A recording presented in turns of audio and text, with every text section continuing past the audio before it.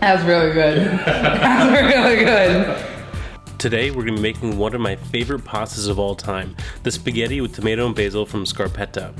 You need to buy the freshest tomatoes you can find. Heirloom tomatoes, vine-ripened tomatoes, aroma tomatoes, all great options. I'm using dried pasta here, but the important thing is to find one that's bronze die cut.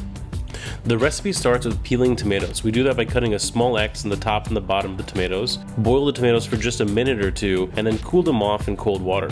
You want to use about a 3-to-1 ratio here, 3 pounds of fresh tomatoes to 1 pound of dried pasta. Once the tomatoes are cool enough to handle, you'll be able to peel the skin easily with your hands. It's time consuming, but it's worth it because the skins can be very tannic.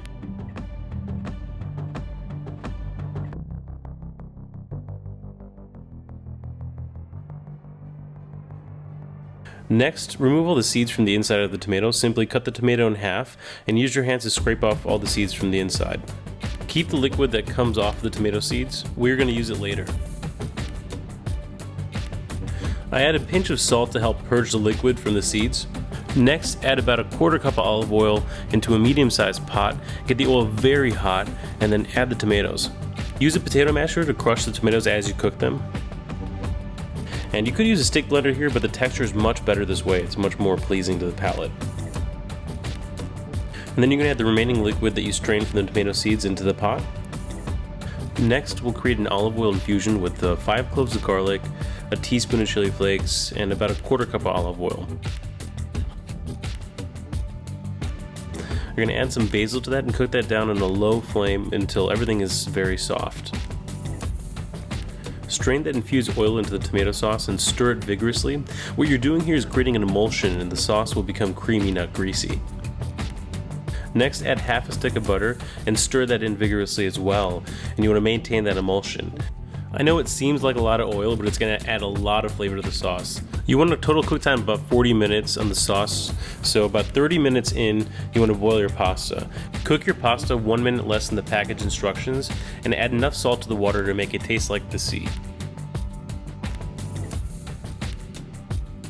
While the pasta is cooking, add a ladle or 2 of cooking water from the pasta. This will help the pasta sauce integrate with the noodles.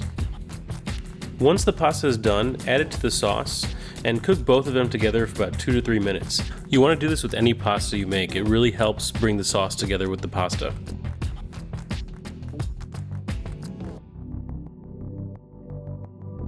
Give that a good stir, and there's one final ingredient.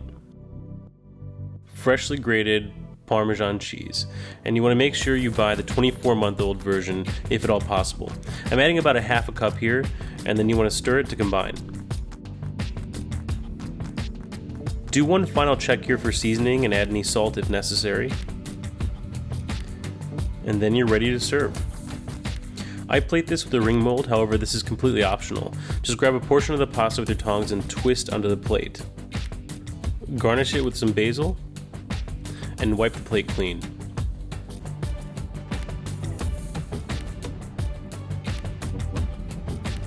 If you make this for someone, they may actually fall in love with you. It's that good.